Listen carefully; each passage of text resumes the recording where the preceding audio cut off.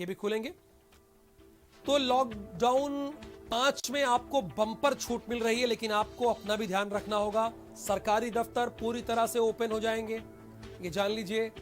सरकारी दफ्तर में 3 पालियों में काम होगा। बारी बारी से हम आपको दिखा रहे हैं कि लॉकडाउन में किस तरह से बम्पर छूट की हम बात कर रहे हैं, वो आप पढ़ सकते हैं। 8 जून से मॉल खुलेंगे, स्कूलों पर फैसला जुलाई में होगा, स्विमिंग पूल बंद रहेंगे, गेस्ट हाउस खुलेंगे, सभी जिम बंद रहेंगे। 30 लोगों के साथ बारात ले जाने की अनुमति आपको होगी। स्पा सेंटर्स बंद रहेंगे। सुबह 4 से 7 बजे तक मंडी भी खुली रहेगी। गांव में जो साप्ताहिक बाजार लगती थी, उस बाजार पर फिलहाल रोक है। कि 8 जून से जो धार्मिक स्थल है और पूजा स्थल है उनको खोला जाएगा। होटल, रेस्टोरेंट और अतिथि सत्कार की जो सेवाएं हैं वो भी 8 जून से खुलेंगी। कि समस्त स्कूल, कॉलेज, शैक्षिक संस्थान, प्रशिक्षण संस्थान, कोचिंग आदि के संदर्भ में ये जुलाई 2020 से खुलेंगे। इन अंतर्राष्ट्रीय विमान सेवाएं, मेट्रो सेवाएं स्थगित रहेंगी और अग्रिम आदेशों तक बंद रहेंगे सिनेमा हॉल, जिम्नेजियम, तरणताल, मनोरंजन पार्क, थिएटर, बार एवं सभागार, असेंबली हॉल एवं अन्य स्थान। विगत 24 घंटों में प्रदेश में कुल 262 संक्रमण के नए प्रकरण सामने आए हैं, 262 न्यू केसेस। अब तक प्रदेश में एक्टिव इन्फेक्शन के कुल प्रकरण 2901 हैं, 2901।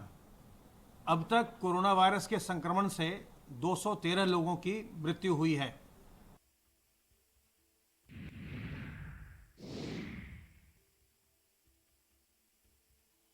से जुड़े हुए हैं और साथ ही साथ एसएस झा इस वक्त झांसी जुड़े हैं। संजय सिंह चौहान, लगभग अब उत्तर प्रदेश सरकार ने सब कुछ क्लियर कर दिया कि क्या 8 तारीख से खोलना है और क्या बंद रखना है। ऐसे में जब कोरोना के केस लगातार बढ़ रहे हैं, चूंकि 262 केसेस अभी अमित मोहन जी ही बता रहे थे कि सामने आए हैं, नए केसेस की बात कर रहे हैं, लखनऊ का जिला प्रशासन कितना अलर्ट दिखता है इस लॉकडाउन 5 को लेकर? बिल्कुल राहुल जी, आपने बड़ा अहम सवाल किया। जिस तरीके से लॉकडाउन 5 और अनलॉक 1 की शुरुआत हो रही है, लगभग सारी चीज़ें खुली हैं। मेट्रो को छोड़ दिया जाए अगर, और अंतर्राष्ट्रीय उड़ानों को छोड़ दिया जाए, कोचिंग स्कूल को अगर छोड़ दिया जाए, तो बाकी बाजार खुले हैं जहां से संक्रमण फैलने की सबसे ज़्यादा आशंकाएं हैं।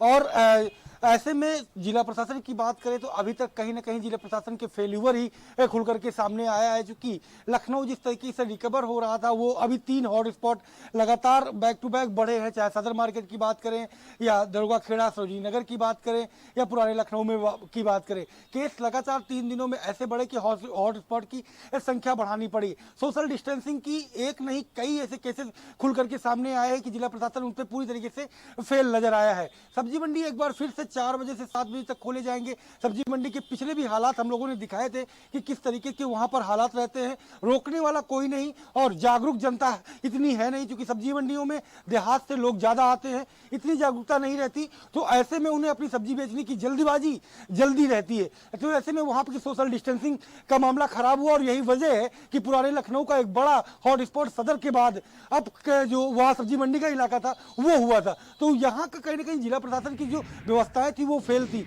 ऐसे में अब जब लॉकडाउन 5 शुरू हो रहा है 1 महीने के लिए और जिला प्रशासन की पर सरकार ने जिम्मेदारियां डाली है कि आपको अपने स्तर से देखना है, तो अहम जो जिम्मेदारी है जिला प्रशासन की, यानी संजय, आपकी बात मैं समझ गया।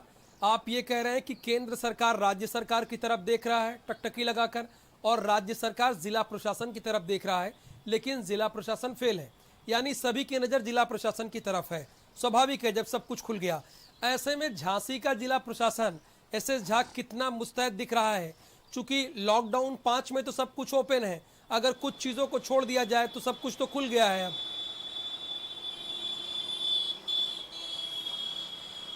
देखिए, झांसी की बात करें तो जिला प्रशासन ने लोगों से अपील की है कि जो लोग जरूरी काम है वो घर से निकलें। लेकिन जिस तरीके से 5वें लॉकडाउन में पूरा बाजार खुल जाएगा, तमाम टैक्सी चलेंगी, कुछ दिन बाद बसें भी चलेंगी, है ना, तमाम ऐसे लोग जब घर से निकलेंगे तो कहीं ना कहीं संक्रमण फैलने की कुछ भी चांस लग सकते हैं। लेकिन झांसी की बात करें, झांसी में पुलिस की बात करें तो पुलिस हर चौराहे पे तैनात है। प्रशासन भी यहाँ मदद कर रहा है, लोगों से, व्यापारियों से बैठक कर रहा है, अपील भी कर रहा है कि बाजार खोलें लेकिन सोशल डिस्टेंस बनाए रखें। लेकिन जिस तरीके से झांसी में लोग अपने घर से बेवजह भी निकल जाते हैं, भीड़ इकट्ठा करके निकल जाते हैं, इसमें बड़ी दिक्कत है।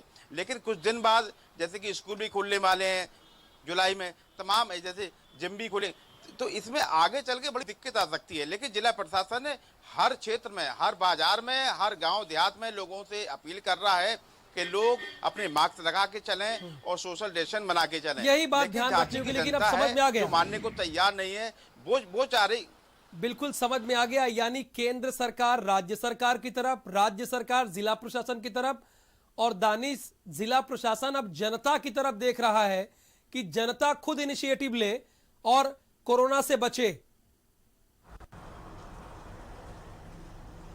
देखिए राहुल, अब ये निश्चित हो चुका है कि अब ना सरकार कुछ कर सकती है, ना ही प्रशासन कुछ कर सकता है। अब सेल्फ अवेयरनेस ही आम लोगों को इस महामारी से बचा सकती है। अब आम लोगों को खुद आगे आना होगा इस कोरोना की लड़ाई में। जिस तरीके से अब सब कुछ खोल दिया गया है, एक तरीके से लॉकडाउन का सिर्फ नाम है, लेकिन सब मार्केट खुली है, मॉल्स खुलेंगे, जो बार और चीजें होती है वो बंद रहेंगी, लेकिन मॉल्स में कितनी भीड़ होती है आप भी जानते हैं। तो उसमें किस तरीके से लोग अब जाएंगे, लोग किस तरीके से अपनी सुरक्षा को खुद इंतजाम करेंगे, खुद डिस्टेंसिंग का पालन करेंगे, खुद मास्क का इस्तेमाल कराएंगे, तो वो अब आम लोगों पर निर्भर है। यानी ये कह सकते हैं कि सरकार ने एक आम लोगों पर खुद उनको जिम्मेदारी सौंपी है। अगर हम लॉकडाउन 3 की बात करें तो उस वक्त प्रधानमंत्री ने खुद कहा कि हम अपनी तरफ से प्रयास कर सकते हैं, लेकिन जो कोशिशें उस प्रयास की हैं उनको मुकम्मल जो है आम जनता ही बना सकती है। तो अब जो लॉकडाउन पूरी तरीके से खोला गया है, ज्यादा जो है लोगों को अब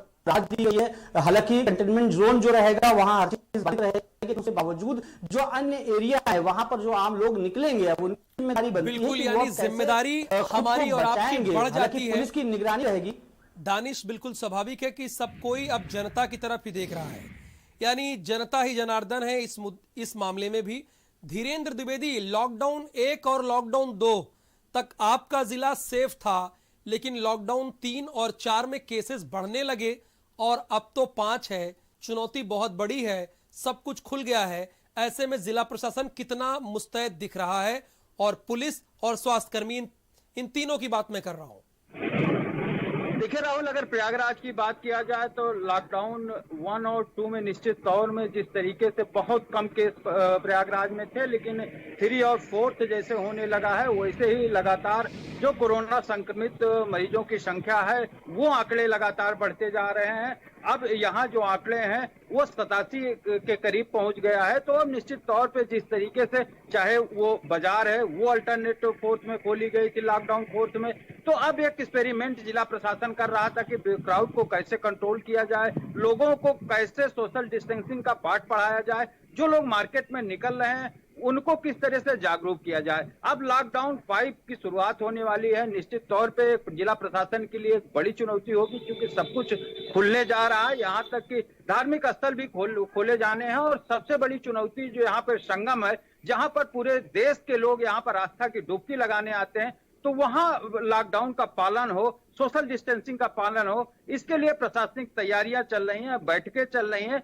निश्चित तौर में देर शाम तक कुछ न कुछ जिला प्रशासन की एडवाइजरी जरूर आएगी कि किस तरीके से यहाँ पे सोशल डिस्टेंसिंग का पालन हो, जो लॉकडाउन है उसका किस तरह से पालन कराया जाए। अब ये मीटिंग के बाद देर शाम ही यहाँ के स्थानीय प्रशासन बैठक के बाद ही कुछ अपनी रणनीति और रूपरेखा तय करेगा। राहुल, एसएस झा, अब जनता स्वाभाविक है बाजारों की तरफ निकलेगी, जो चीजें खुल रही वहां जाएगी, जैसे धार्मिक स्थल पर जाएगी। तो ऐसे में जिला प्रशासन ने अपनी क्या तैयारी कर रही है, इनका मास्टर प्लान क्या है कि भीड़ को नियंत्रित की जाए, भीड़ भी ना हो और लोग लॉकडाउन 5 में सुरक्षित भी रहें? देखिए, झांसी के जिला प्रशासन की बात करें, डीएम ने कई लोगों से मीटिंग की है ना, उसमें कहा गया है कि लोग अपने घरों से कम निकलें, अगर निकलें भी तो मास्क लगा के निकलें, मंदिर पे जाएं तो सोशल डिस्टेंस बना के रखें, तमाम इस तरीके के लोगों से अपील कर रहे हैं। लेकिन जनता जो है मानती नहीं है, क्योंकि मंदिर जब खुलेगा तो लोग श्रद्धालु तो मंदिर में भीड़ जाएगी, इकट्ठे ऐसे होंगे, लेकिन वो रोक नहीं पाएंगे। बाजार जो खुल गया है झांसी का, बाजार में जी ऐसे झा, ऐसा लगता है कि ये जिलाधिकारी साहब टोपी पहना रहे हैं। ये कोई मास्टर प्लान थोड़ी हो सकता है कि अपील कर रहे हैं। अपील तो स्वास्थ्य मंत्री भी कर रहे हैं, हर कोई अपील कर रहा है कि मास्क पहनिए। इनका मास्टर प्लान क्या है? कैसे जनता को बाजार भी जाने दें, वो धार्मिक स्थल भी जाने दें और भीड़ ना हो, सोशल डिस्टेंसिंग का पालन करें, इस तरफ ध्यान दिया है? देखिए, इस प्रकार का तो अभी झांसी के जिलाधिकारी ने कोई बात नहीं रखी है, लेकिन वो हमेशा की तरह मीटिंग करते रहते हैं और मीटिंग में झांसी के समाज सेवी तमाम संस्थाओं को बुलाते हैं, अपनी बात रखते हैं। लेकिन जनता की बात करें तो जनता के बीच में कभी आते नहीं है, ना कोई ऐसी बात रखी जाती है। लेकिन जनता है, जो समाज सेवी लोग जाते हैं वो जनता से बात करते हैं, तमाम व्यापारी है उनसे बात करते हैं, लेकिन जनता से रूबरू यहाँ के जिलाधिकारी नहीं होते हैं, क्योंकि जनता भी चाहती है कि यहाँ के झांसी के जिलाधिकारी हमसे बात करें, मीटिंग करें या खुले मैदान में मीटिंग करें, जिससे हम लोग समझ सकें। लेकिन जनता मानने को तैयार भी नहीं, इसलिए कि वो तो 3 माह से बराबर परेशान है, घर से आना जाना नहीं है, तमाम चीजें ऐसी, दुकानें बंद पड़ी हैं, तब यहाँ के दुकानदारों ने दुकान भी खोल ली है, तो भीड़ इस तरह की होती है जैसे मेला भरा हो। लेकिन झांसी के जिलाधिकारी ऐसे झा, यानी समझ गया कि झांसी के जिलाधिकारी के पास कोई मास्टर प्लान नहीं है किसी तरह का। वो अपील कर सकते हैं कि मास्क लगाइए, सोशल डिस्टेंसिंग का पालन कीजिए, लेकिन प्लान नहीं है। रोहित, वाराणसी के जिलाधिकारी के पास कोई मास्टर प्लान, चूंकि अब तो सब कुछ खुल गया है, लोग बाजार भी जाएंगे, धार्मिक स्थल भी जाएंगे, होटल भी जाएंगे।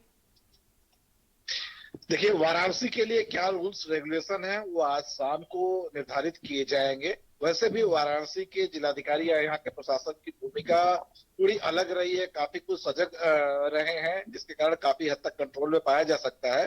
कल ही एक विज्ञप्ति आई थी जिलाधिकारी के माध्यम से, जिसमें कहा गया था कि शासन से गाइडलाइन मिल चुके हैं, लेकिन वाराणसी के हालात में क्या क्या चीजें जरूरी होंगी, किस तरीके से करना है, वो गाइडलाइन आज शाम तक जारी होगी। तो जो शासन से जो आई है लखनऊ से, उससे मिलते जुलते चीजों को यहाँ भी लागू किया जाएगा।